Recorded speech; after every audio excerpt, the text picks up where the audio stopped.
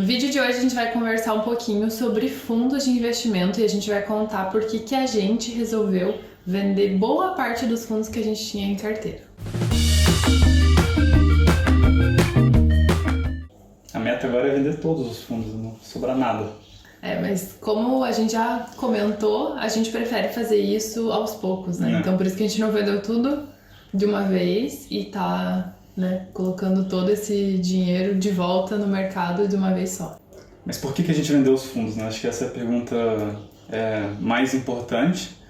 E são várias respostas, né? A primeira delas, eu vou começar pela que mais me impactou, é a questão do erro humano, né? Você tem que lembrar que do outro lado do fundo de investimento, você tem uma pessoa que está gerenciando, sim, pessoas, né? O gestor e os assessores dele. Então, a tomada de decisão, ela é muito humana. Em alguns casos, né, melhor dizendo, no Brasil, na maioria dos casos, essa tomada de decisão ela é feita de uma maneira discricionária. Ou seja, os gestores vão lá, analisam o balanço das empresas e escolhem as empresas. Ou seja, não é feito de uma maneira automatizada, com um computador, por um processo que seja mais autônomo. Sempre tem a escolha a dedo, né, das empresas, ou normalmente tem. Não que necessariamente precisasse ser autônomo, né, mas que tivesse um método bem definido e que cada pessoa que participasse desse fundo, do time de gestão, chegasse na mesma conclusão vendo os dados de entrada. A vantagem de ser autônomo é que você elimina vários vieses, né, comportamentais que o ser humano tem. O computador não tem esses vieses comportamentais. Sim, porque a gente não pode esquecer que, beleza, o mercado de ações, a gente tende a acreditar que é uma coisa 100% exata, né? Que é uma ciência exata, mas a gente não pode esquecer que as pessoas que investem no mercado de ações são pessoas. E essas pessoas têm processos de tomada de decisão que tem muito viés psicológico, das emoções. Então, de repente, em algum momento aconteceu alguma coisa que o cenário ficou mais pessimista do que o normal, e isso triga diversas reações, diversas tomadas de decisões que nem sempre seriam feitas em situações normais, né? Em situações de normalidade, né? Condições normais de temperatura e pressão, como eu gosto de falar. Então, para mim, essa foi uma das razões importantes, porque o meu pai fala muito isso, né? Se é para fazer lambança, eu mesmo faço. Então, se é para tomar uma decisão ruim, eu mesmo tomo, né? Eu não preciso pagar 2% de taxa de administração mais taxa de performance para alguém tomar uma decisão ruim. Eu mesmo tomo essa decisão ruim daí.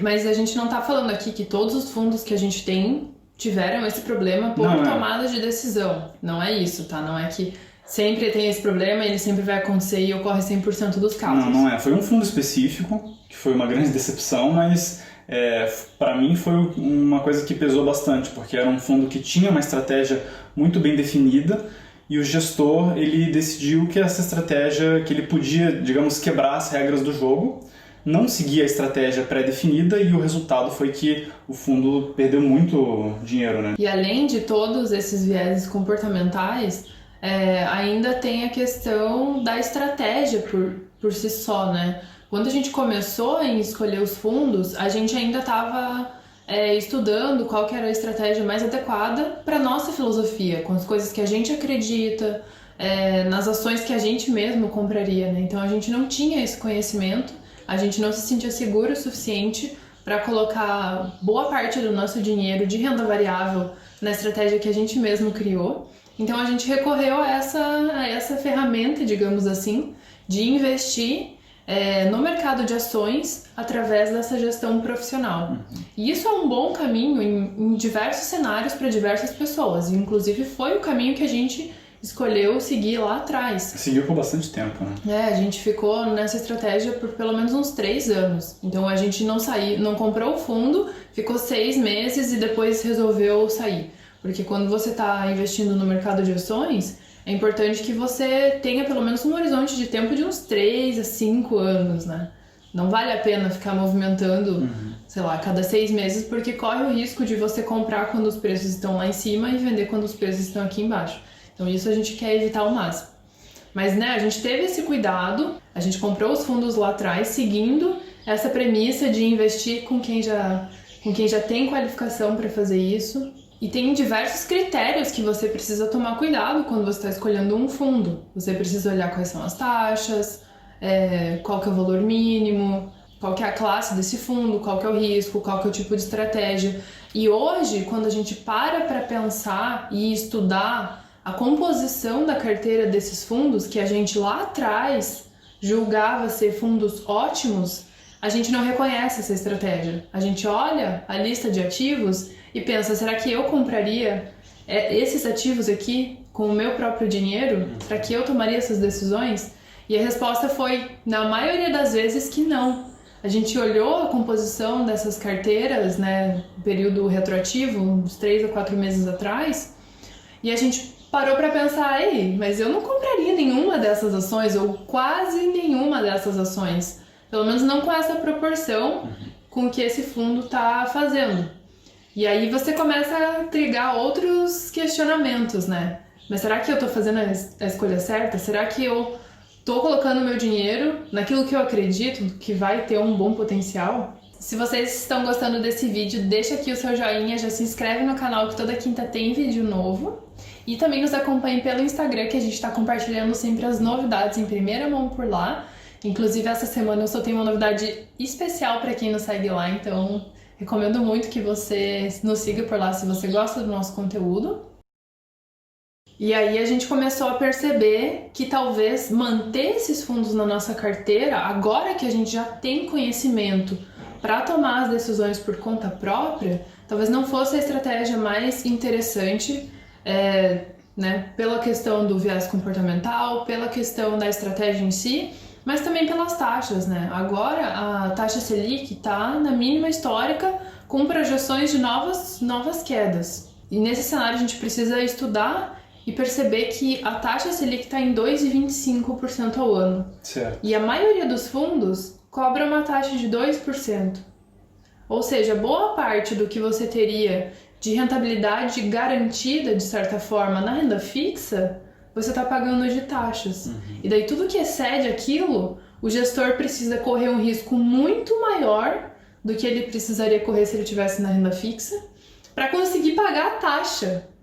Porque se ele continuar investindo da mesma forma, com a mesma estratégia, a rentabilidade vai cair.